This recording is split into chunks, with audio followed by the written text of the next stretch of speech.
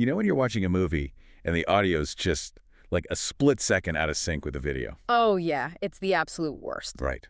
At first, you just feel this vague sense of unease. You can't quite put your finger on it. Yeah, you're just sitting there thinking, something is wrong here. Exactly. But then it gets worse. You're watching the actor's lips move, but the words hitting your ears just do not match the physical reality on the screen. And it is infuriating. It really is, because your brain is trying to process two completely different streams of reality at the exact same time. And eventually the cognitive dissonance gets so intense you just want to turn the whole thing off. The brain just totally rejects the mismatched inputs. Well, we are doing a deep dive into that exact feeling today, but we're applying it to the entire geopolitical landscape. Which is a massive jump, but it makes so much sense. It really does. Because if you have been looking at the state of geopolitics, or economics, or even just technology lately, you probably feel like the audio track of our global leadership is completely out of sync with reality. Like completely disconnected from the ground truth. Right. So today we are unpacking a profoundly paradigm-shifting essay from the Barack Face blog. Yeah, published on May 20, 2026. Right, and it's titled, "The World is Already Multipolar. Our Institutions Just Haven't Caught Up." And to really grasp the weight of this essay, we have to look at the author, Paramendra Kumar Bhagat. Because he's not your typical geopolitical analyst, is he? No, not at all. He has a fascinatingly eclectic background. I mean, he was Barack Obama's first full-time volunteer in New York City. Oh, wow. Yeah, which immediately grounds his perspective in, grassroots organizing. It shows how political momentum is built literally from the ground up. But that's just the start. Yeah. Because his current work operates at this bleeding-edge intersection of technology, politics, and global logistics. Exactly. Looking at his body of work is honestly a bit like looking at a map of the future. Yeah, the sheer scope is wild. Right. He's written books on artificial intelligence like Lumina AI, The Trillion-Dollar Sun, and the technologies behind agentic AI. And just for the listener who might not be steep in all the latest AI terminology, agentic AI refers to systems that don't just answer questions like a chatbot. Right. They actually do things. Exactly. They execute multi-step goals autonomously, like booking flights, trading stocks, or managing entire supply chains. And he pairs that deep technological understanding with these massive geopolitical blueprints. Like he wrote one called A Reorganized UN. Which we will definitely get into later. Yes. And he also wrote an economic treatise called Kalkiism, the economic and spiritual blueprint for an age of abundance. Alcheism, yeah. Right, which attempts to marry high-tech automation with a framework for global social equity. He even writes novels exploring these exact same themes. Including one called Physical AWS, How the Logistics Cloud Will Reshape Global Commerce. And that specific title, Physical AWS, is honestly the perfect lens for today's discussion. Yeah, it really sets the stage. Because he's looking at the physical world and, shipping containers, raw materials, trade routes, and viewing them as a physical cloud. Just like Amazon Web Services runs the digital internet. Right.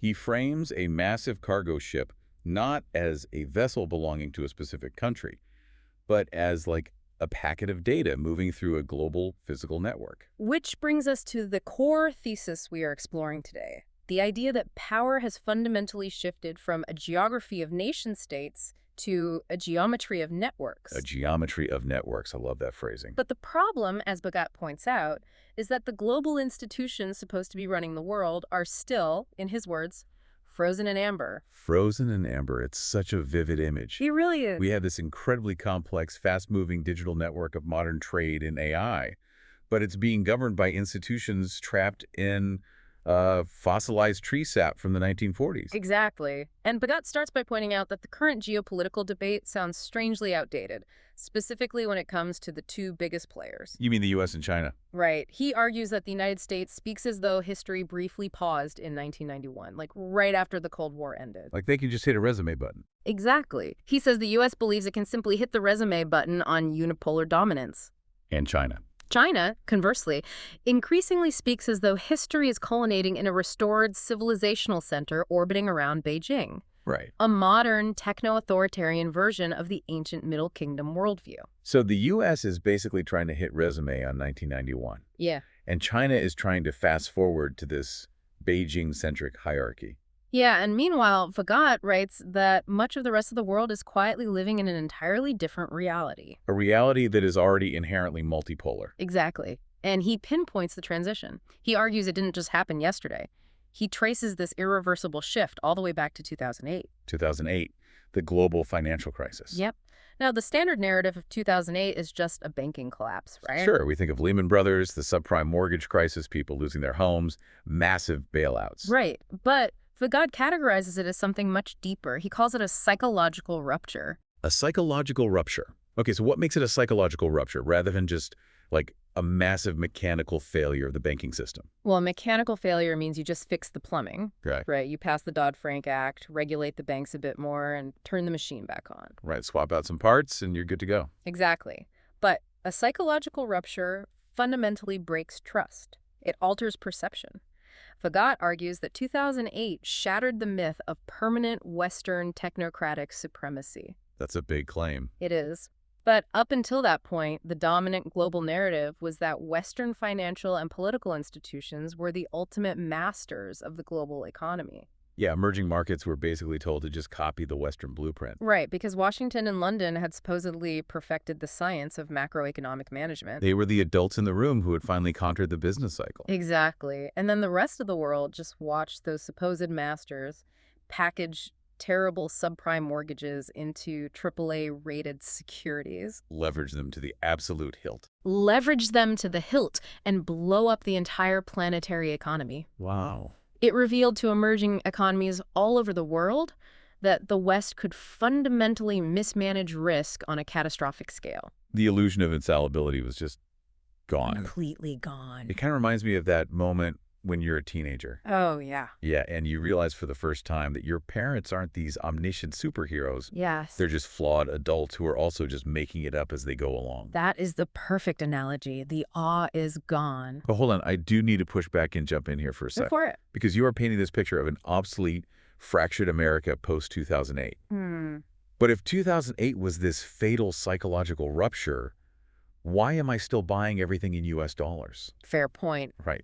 Why is the dollar still the undisputed global reserve currency? And why are U.S. tech companies like Apple, Google, and Microsoft still dictating the digital architecture of the planet? It's a great question. It just doesn't seem like American power actually paused or diminished. And Fagot anticipates that exact skepticism in the text. He explicitly states that the world did not become anti-American after 2008. Okay. It simply stopped being singularly American. Singularly. Right. The unipolar moment from roughly 1991 to 2001 was a period of absolute, unrivaled monopoly. The internet was fundamentally an American project back then. Yeah, global finance flowed strictly through New York. Exactly. Silicon Valley invented the future first and exported it later. So you're saying it isn't that the U.S. necessarily shrank or lost its tools of power? No, the U.S. maintained massive, unparalleled strengths. But history doesn't freeze. The monopoly broke because other players began rapidly accumulating their own distinct capabilities. The psychological void left by 2008 basically accelerated a massive redistribution of capability across the globe. Exactly. That's exactly it. Okay, let's actually map out that redistribution then, because Okay. Pagat details how the world diversified while the West was dealing with its internal crises. Right. Let's go through the notes. We obviously have China industrializing at a scale humanity had literally never seen before. Unprecedented. And India transforming into a software and services giant, building its own massive digital public infrastructure. Yeah, and Russia reasserting its military ambitions. But to me, the really fascinating part of this new geometry is the rise of regional powers, developing entirely independent ambitions. Oh, absolutely. He specifically highlights countries like Turkey, Brazil, Indonesia, Saudi Arabia, and Nigeria. Right. And he breaks down these emerging regional roles to map out this completely new layered geometry. Take the Gulf states, for example. Okay. Historically, the West viewed them merely as gas stations, right? Just sitting on massive oil reserves to fuel American and European industry. Yeah, that was the entire narrative. But Fagot notes they have aggressively leveraged that wealth to become strategic logistical and financial hubs. Like launching massive sovereign wealth funds that dictate global tech investment. Exactly. And Yeah. building these massive state-of-the-art port networks. And he frames Africa not through that outdated lens of, a continent of crises, but as a demographic frontier. Which implies a massive upcoming shift in global consumer markets. Right. Youth culture, mobile adoption. We're talking about populations that are leapfrogging legacy technologies entirely. Going straight to mobile money and decentralized energy, skipping the landline phase entirely. That's wild. And then Southeast Asia is another really vital node he mentions. Yeah. For decades, it was viewed primarily as just a low-cost appendage to Western supply chains. A place to outsource cheap labor? Right. But Pagat points out that it has rapidly evolved into a highly sophisticated manufacturing and innovation network in its own right. And then there is the European Union. Yes, the EU. Because while the EU might struggle to project traditional military power, they aren't exactly fielding a massive unified army. Pagat describes them as a regulatory superpower. Which is the Brussels effect. Yes, exactly, where the EU writes a law, like the GDPR for data privacy or the new AI Act. And because the European market is just so massive, multinational companies just adopt those European standards globally. Because it's easier than building two different versions of their product. Exactly. They just make the European standard the global standard. And that is the perfect illustration of how power has fragmented and specialized.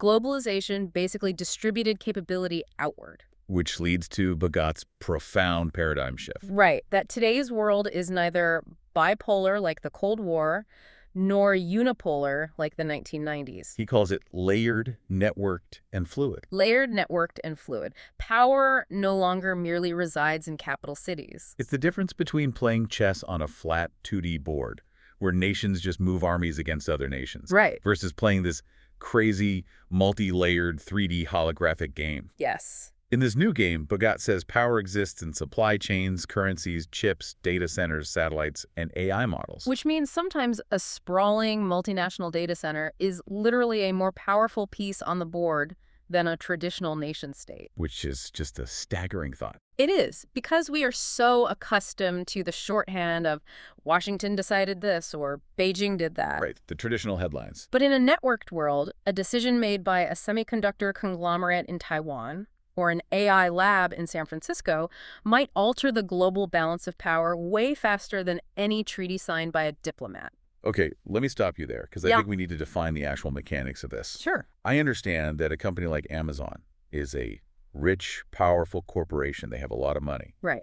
But Pagat is saying an AI model or a microchip holds actual geopolitical power comparable to a nation state. Yes, he is. How does a silicon wafer give you leverage over something like an aircraft carrier? I mean, an aircraft carrier has missiles. Right. An army or a navy is the ultimate expression of hard coercive power. Right. But you have to consider what a modern military physically requires just to function. Okay. Take a modern fighter jet, like an F-35. It isn't just a flying machine, it is a flying data center. Right. It relies on satellite communication, GPS targeting, drone swarm networking, and these massive logistical databases just for routine maintenance. It's basically a giant computer with wings. Exactly. And all of that requires cutting-edge sub-5 nanometer semiconductors. Ah. So the military hardware is literally useless without the silicon. Completely useless. If a nation, or even an alliance of corporate entities, controls the semiconductor supply chain from the intellectual property to the extreme ultraviolet lithography machines that print the chips they possess, immense functional leverage. So they don't even need an army to fight back. No, they don't need to bomb an adversary's air force. They can simply impose supply denial. Wow. Cut off the chips and you ground the fleet within a few maintenance cycles. That fundamentally redefines what leverage even means. It really does. And the exact same logic applies to AI models. How so? Well, the power to process information at planetary scale is a hard geopolitical asset now. If an AI model can optimize a nation's energy grid, accelerate pharmaceutical discovery, and automate cyber defenses, whoever controls the architecture of that AI model holds leverage over the physical world. Because everyone else is dependent on it. Yes. The data center running that model is just as vital to national security as a naval base. It dictates the actual capabilities of the traditional pieces on the board. So we are dealing with this wildly complex 3D holographic map where supply chains, data centers, and regulatory blocks are the key geopolitical actors. Exactly. Which raises a pretty terrifying question for me. What's that? If that is the map of reality today, Yeah. what map are our global leaders still looking at? while Fagot argues they are looking at a map that no longer explains the territory. The 2D map. Right. And this is the absolute crux of his argument that our institutions are frozen in amber. They're not just old, they were engineered for a completely different game. They were engineered for the flat 2D chessboard. Exactly. Let's examine the United Nations, for example. Fagot argues it reflects the power realities of 1945. Think about the permanent veto-wielding members of the Security Council. Right, the P5. They are literally just the victors of World War II. That's true. It is a structure engineered to prevent another land war in Europe, and it's organized entirely around the absolute sovereignty of traditional nation-states. Nations with borders. Right.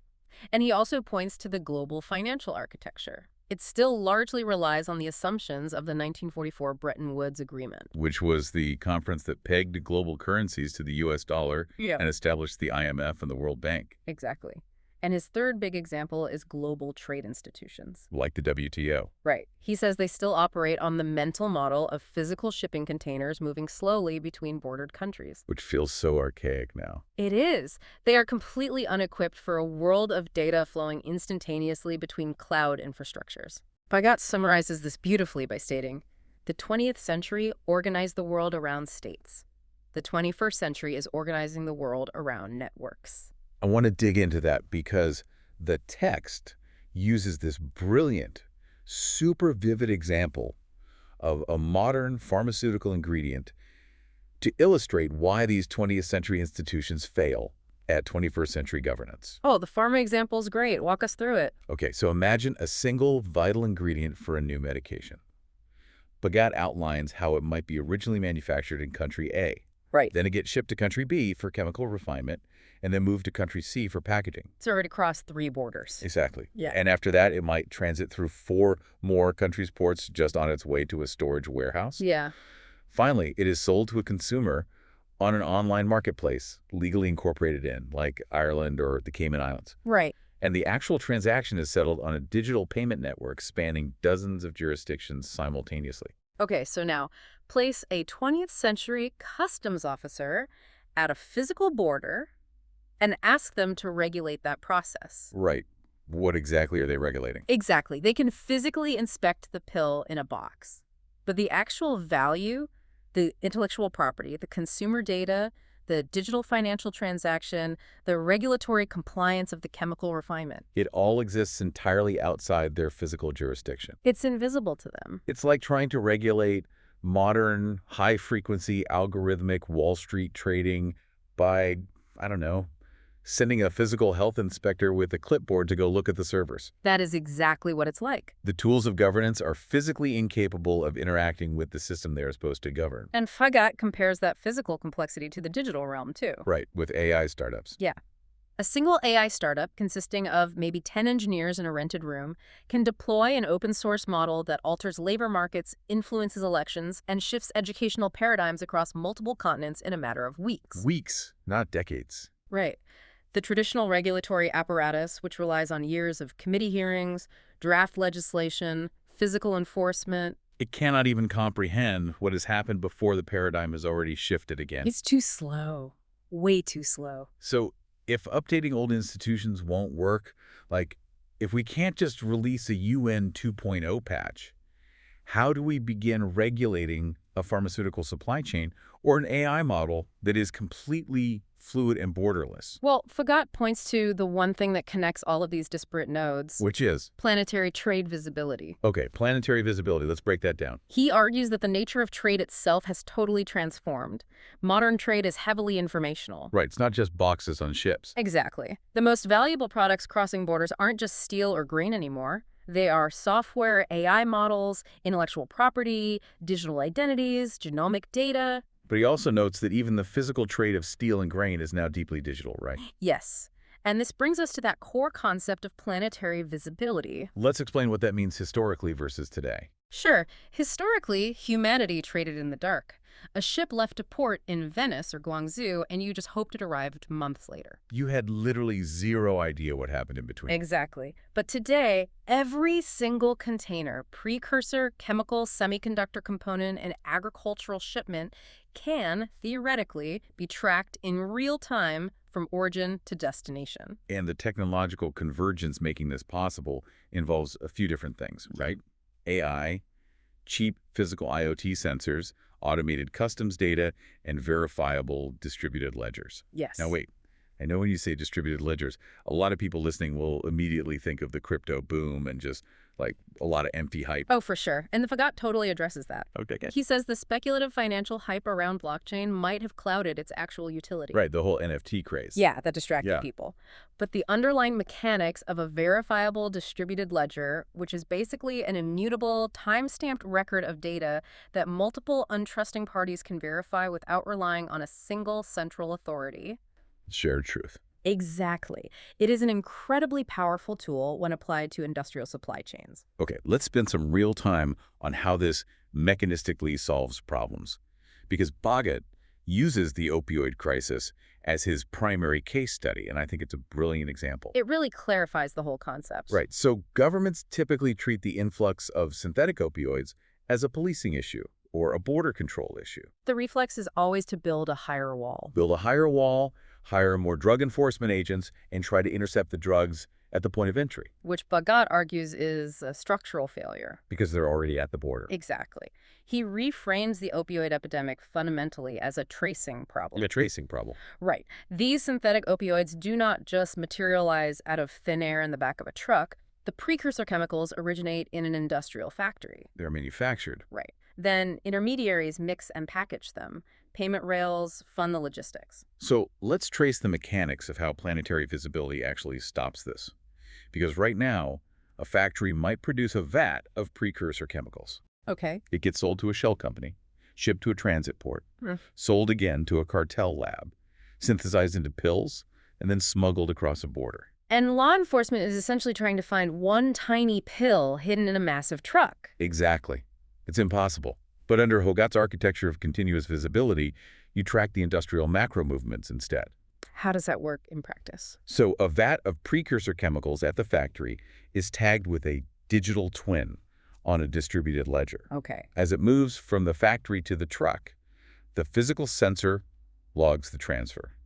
As it moves onto the cargo ship, the port's automated customs API logs it on the ledger. So everyone in the supply chain, the manufacturer, the shipping company, the insurance provider, international customs, they can all verify the ledger. Exactly. They all share the same verifiable truth. And if that shipment of precursor chemicals suddenly diverts to an unregistered warehouse, Or if it just disappears from the ledger halfway through its journey. the system flags the anomaly instantly. Instantly, you know exactly where the diversion occurred, and you hold that specific node in the logistics chain accountable. That is so powerful. You stop the industrial scale raw materials before they ever become millions of untraceable pills. You are basically turning the lights on in a massive, dark warehouse where everyone has been stumbling around for centuries. That's a great way to put it. You can see every single box, who is moving it, and where it's going. And Pagad extends this architecture to a whole list of seemingly intractable global issues. Oh yeah, he lists a ton of them. Conflict minerals, counterfeit medicines, human trafficking networks, illegal fishing, deforestation, sanction evasion, carbon accounting, food contamination. Let's pick a couple of those to really understand the mechanics, because it sounds like magic until you break it down. Sure. How does a distributed ledger stop illegal fishing? I mean, the ocean is vast and largely unmonitored. It is. Currently, illegal fleets just turn off their transponders over fish-protected areas and then mix their illegal catch with legal fish at the port. Right. You can't tell them apart once they're on ice. Exactly. But with continuous visibility, a legal catch is logged at the exact moment of extraction How? by using tamper-proof sensors and satellite AIS data that verifies the ship's actual location. Oh, wow. That catch is then issued a digital certificate on the ledger. So when a restaurant buys the fish, the ledger proves the unbroken chain of custody back to the specific legal geographic coordinates of the catch. So if a fish doesn't have that verifiable digital history, It simply cannot enter the legitimate global market. The major buyers won't touch it, so the economic incentive for illegal fishing just collapses. that is incredible. Yeah. What about conflict minerals? I mean, we all have smartphones packed with cobalt and lithium.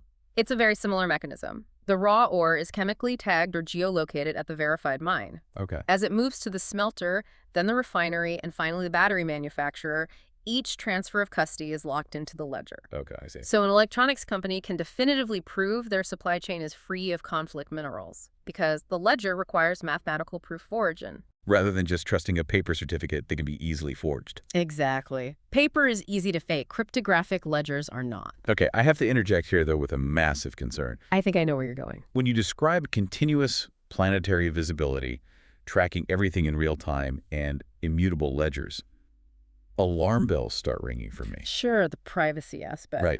I mean, this sounds amazing for stopping illegal fishing or opioid precursors, but mechanistically, doesn't this also sound exactly like a terrifying corporate or state surveillance panopticon? It does sound like that at first glance.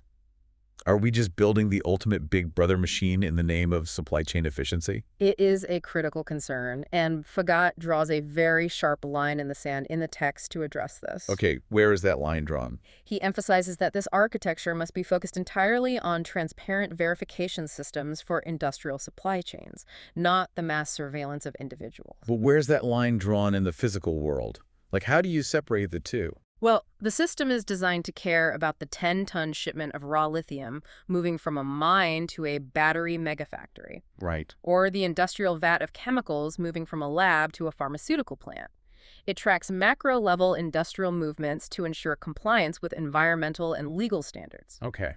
It is explicitly not designed to track the individual citizen purchasing a battery at a local hardware store, or scanning the personal medical data of the patient filling a prescription. Okay, so the visibility is applied to the massive systems of industrial production. You're auditing the network rather than policing the consumer. Precisely. The goal is to make the powerful massive systems transparent while strictly preserving the privacy of the individual node. That makes a lot of sense. But it brings up another huge question. What's that? If the old institutions relied on periodic, localized reporting, like, filling out a customs form on paper once a month, Right. and the new world requires this continuous, real-time digital visibility, who actually wields power in this new system? Because if everything is visible and networked, sheer size and military bulk might not be the ultimate advantage anymore. And this represents Bhagat's brilliant analysis of the shift from domination to orchestration. Domination to orchestration. Right. In a rigid, hierarchical system, power is all about accumulating coercive force. You build a bigger army, you hold more territory, you dominate your neighbors. It's the very Roman Empire. Exactly. But in a dense, interconnected network, trying to dominate everything by force is like trying to punch a swarm of bees. That's a great visual. You just get stung a million times. Right. In a network, influence is derived from your positioning. Are you a critical hub? Do the data, finance, and logistics flow through you? So the future global order, Bhagat argues, will be orchestrated, much like a conductor leading a symphony rather than a dictator shouting orders. Exactly. And this makes middle and small powers unexpectedly crucial. Tell me about that. Well, Fagat mentions Canada, for instance. Canada increasingly defines itself as a middle power. Which historically might sound a bit modest, right? Like, we're number 5. Right. But in an orchestrated network, a middle power has a massive unique advantage. They are not viewed as an existential threat trying to dominate the globe. Ah. So people actually trust them more. Yes. Which gives them the credibility to act as an honest broker. They can host negotiations, broker technological standards, and build the interoperable digital systems that rival superpowers absolutely refuse to build together. Because the US and China aren't going to trust each other's digital ledgers. But they might both trust Canada's. Exactly. And Fagat takes this even further by analyzing small states that are running the most agile governance experiments in the world. Like Estonia. Let's look at Estonia because this blows my mind. It's an incredible story. After the collapse of the Soviet Union, Estonia didn't have massive resources. They didn't have a giant military or huge oil reserves. Right. So they essentially built a digital society from scratch. They created the X-Road. Yes, the X-Road. Explain that for the listener.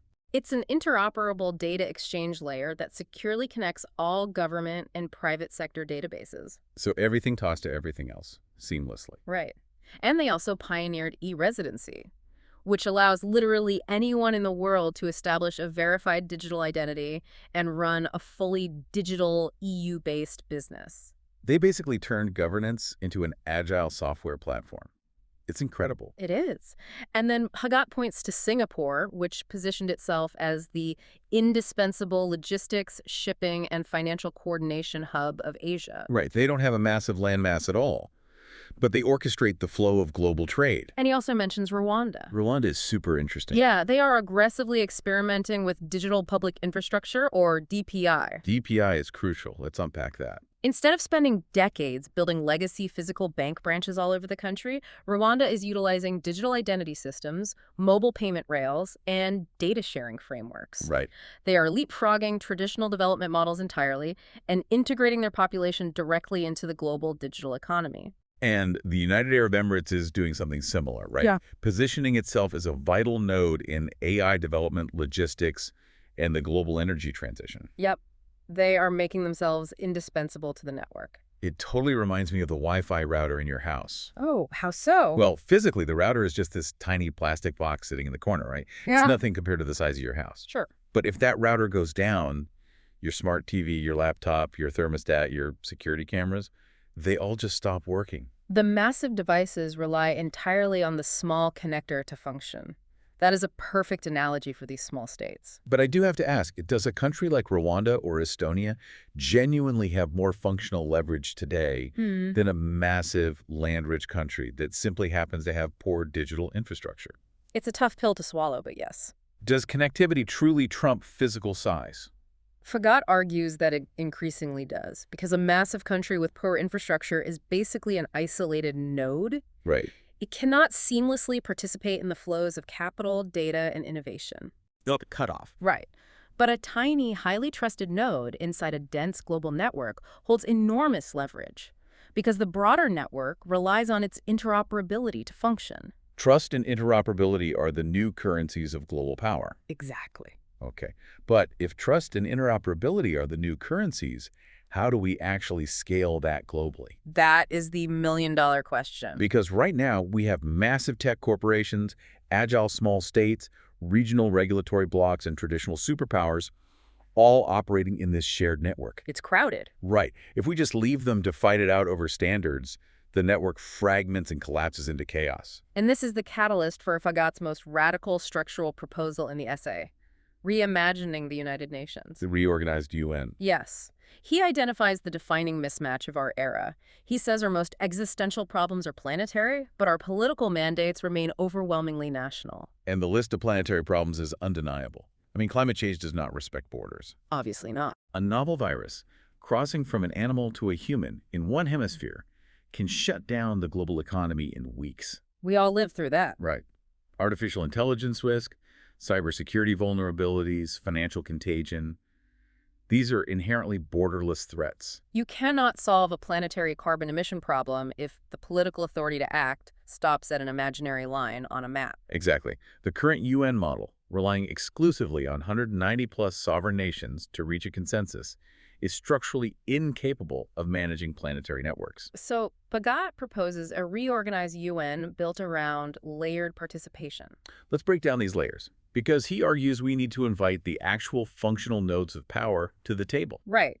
He includes nations, of course. Naturally. But he adds cities. Which is entirely logical, considering a megacity like Tokyo or New York has an economy and carbon footprint larger than many actual countries. Exactly. He adds corporations, too, because multinational platforms dictate the flow of information and commerce today.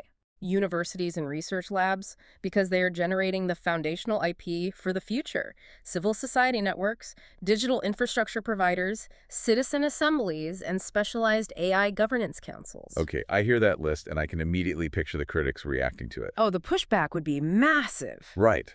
I mean, inviting Google, the city of Sao Paulo, Oxford University, and an AI council to sit alongside France and Brazil at a global governance table. Yeah. That sounds like the ultimate conspiracy theory nightmare. Does Bagat just want a unified, top-down world government? No. He is emphatic on this point, and we must draw a very clear distinction here. Please do. Bagat explicitly rejects the concept of a single global sovereign. He argues that humanity is far too pluralistic, diverse, and complex for a world government to ever function. It would just be a It disaster. would either instantly collapse into gridlock, or it would require a terrifying, authoritarian level of centralization to actually enforce its will. Right, like a global dictatorship. So Yeah. if not a world government, what is the alternative he's proposing? Networked governance. Networked governance. Okay. How does networked governance mechanically operate compared to a world government? Think about it this way. A world government implies a central authority passing a universal law that every human on Earth must obey. Right. Networked governance is about creating overlapping protocols, verification systems, and interoperable standards. Overlapping protocols. Right. It allows wildly different systems like, say, a democracy in Europe and a monarchy in the Gulf to interact, trade, and manage shared risks without forcing them to adopt the same internal political systems. Oh, I see. It's the difference between forcing everyone on Earth to speak the exact same language Yes. versus building a flawless, universal, real-time translation network where everyone speaks their native tongue but can perfectly coordinate with each other. That captures the mechanics perfectly, and this shift completely redefines the modern battlegrounds. How so? Because if we are building networked governance, the most crucial conflicts are no longer over physical territory, they are over technological standards. Fagat asks these massive questions in the text. Who defines AI governance? Who controls cross-border data flows? Who certifies autonomous systems? Who builds the digital identity frameworks? And he stresses that these are not secondary, obscure, technical questions best left to, like, software engineers in a server room. No, these are the constitutional questions of the emerging world order. The constitutional questions. Yes. Whoever sets the standard for how data and value flow across borders essentially writes the digital constitution for the 21st century. It really parallels the creation of the internet itself. Oh, exactly. Because the internet wasn't birthed by a massive treaty signed in a European palace by heads of state, like the Congress of Vienna. Right, there was no UN vote to invent the internet. No. It was created by engineers agreeing on open, overlapping protocols like TCP/IP. And once that standard was set, the network scaled organically. The rules of the protocol dictated the reality of the network. Exactly. But I still struggle with the practicality of this reorganized UN. It's a lot to wrap your head around. It is, because getting 190 nations to agree on a climate treaty is already a nightmare of endless delays and watered-down compromises. Very true. If you invite massive corporations, universities, and citizen assemblies to the exact same table, doesn't networked governance just result in absolute paralyzed gridlock? Too many cooks in the kitchen. It would result in gridlock if the objective was still top-down consensus. Meaning? If you were forcing everyone to agree on a single universal policy. But Fagat's vision of interoperable institutions is focused on building trust to manage complexity. Yeah. You don't need a citizen assembly, a tech monopoly, and a nation-state to agree on a global tax rate. Right. You need them to agree on the mathematical protocol for verifying a supply chain on a distributed ledger. Networked governance relies on pragmatic coordination over shared infrastructure rather than ideological uniformity. Pragmatic coordination, I like that. Now, before we look at how the two giants in the room, the U.S. and China, are handling this shift, Yeah. we should be really clear with the listener. Yes, absolutely. We aren't endorsing the geopolitical policies of either nation here, nor are we taking Bhagat's political side. Right. We're strictly unpacking his framework to see how it evaluates these superpowers in the context of this new network. Exactly. Impartial observers here. So, applying Bhagat's framework, how does he view the current trajectories of the U.S. and China? Well, he concludes that neither the American nor the Chinese current strategic trajectories are fully aligned with the reality of a multipolar network. Really? Both are misaligned. According to his analysis, yes. Looking at the United States, he acknowledges its immense enduring strengths. Like its world-class research universities. Right. Incredibly deep and liquid capital markets, an entrenched entrepreneurial culture. And demographic advantages, especially compared to rivals with rapidly aging populations. Exactly. But he warns that maintaining that leadership requires adapting to the multipolar reality, not denying it. And he thinks the U.S. is denying it. He calls it unipolar nostalgia, the desire to hit that resume button on the 1990s and act as the sole indispensable hegemon. He argues that's a flawed project because the underlying geometry of global power has permanently fragmented. Okay. And what about China? Regarding China, he notes that its historic rise proves massive industrial and technological coordination is possible at an unprecedented scale. Which is undeniable. Right. However, if Beijing interprets this multipolar era merely as a transitional phase toward a new Chinese-centered hierarchy, A restored Middle Kingdom. exactly, a restored Middle Kingdom where the global network is expected to orbit Beijing, he says it will encounter intense friction. Because a multipolar network, by its very mathematical nature, resists being dominated by a single central node. Yes, it routes around censorship, it routes around coercion. That is the defining feature of a decentralized network. Right. So both the American Unipolar Restoration Project and the Chinese Hierarchical Project rely on an outdated model of power. So Pagad concludes that the future belongs entirely to systems that can coordinate complexity, rather than those that merely accumulate coercive force. Precisely. And this brings us to the grand historical arc of his essay, where he steps back to look at the evolution of power throughout all of human civilization. Let's trace that arc because it really puts everything into perspective. It does. Historically, for millennia, power was derived almost exclusively from controlling land. Right. Empires expanded through agricultural territory and physical geography. Exactly. Then, with the advent of the Industrial Revolution, power shifted. It became about controlling industry, the capacity to forge steel, mine coal, mass-produce goods. And then, in the 20th century, power shifted again to finance. Right. The ability to allocate capital globally and control the reserve currency became paramount. And the late 20th and early 21st century saw power shift to information. The digital revolution rewarded those who could harvest, control, and monetize data. Yes. But now, looking at this multipolar layered map, what is the final evolution of power he identifies? Power increasingly comes from the ability to coordinate systems. Coordinating systems. That is the new ultimate power. Returning to our game analogy from earlier.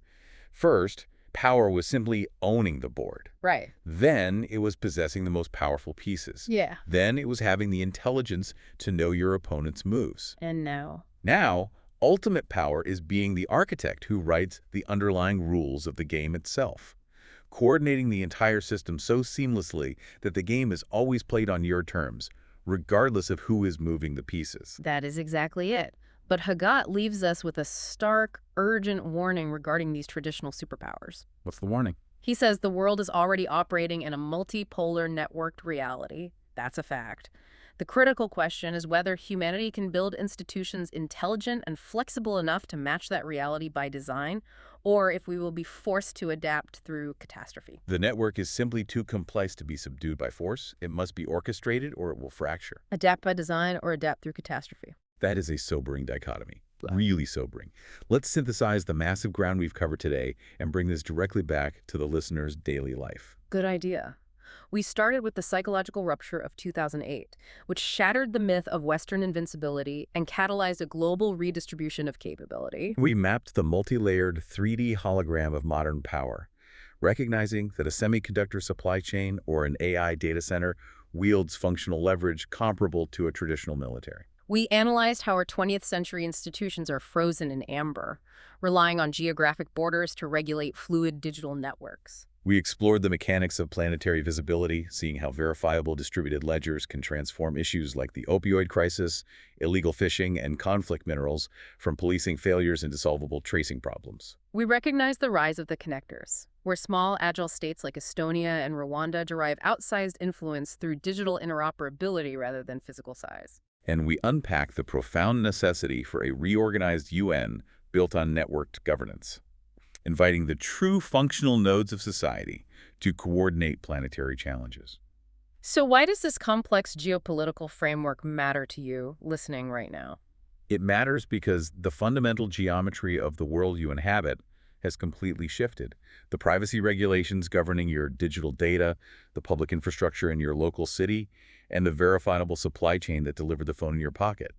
These are the active battlegrounds of this new era. You are no longer merely a citizen residing within the static borders of a nation-state. You are an active node within a sprawling planetary network. Your economic security and your community's resilience are entirely dictated by how effectively the systems around you can coordinate complexity and build verifiable trust. Which leads to a final provocative thought to leave you with today. We have established that in this new multipolar reality, Absolute power stems from coordinating systems and orchestrating trust. We have also seen that the sheer staggering complexity of planetary supply chains, climate modeling, and real-time financial tracking is already overwhelming the cognitive limits of human institutions. It's just too much for human bureaucracies to handle. Right. So if orchestration is the ultimate source of power, and human bureaucracies are failing to manage the scale of the network, who or what will assume the role of the ultimate orchestrator? When an artificial intelligence becomes exponentially better at coordinating complex planetary logistics, balancing energy grids, and maintaining unbiased, mathematically verifiable trust than any human government could ever hope to be.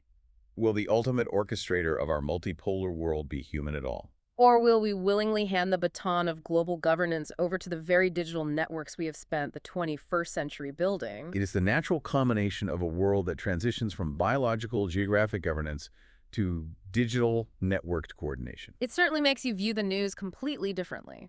It really does. The next time you feel that sense of the audio being out of sync with the video, when you hear a politician speaking the language of 1945, while you watch the reality of 2026 unfold, you will understand exactly why. The institutions are speaking to a map that no longer exists. Thank you for taking this deep dive with us today. Keep questioning the frozen amber around you and start looking for the invisible networks quietly running the world.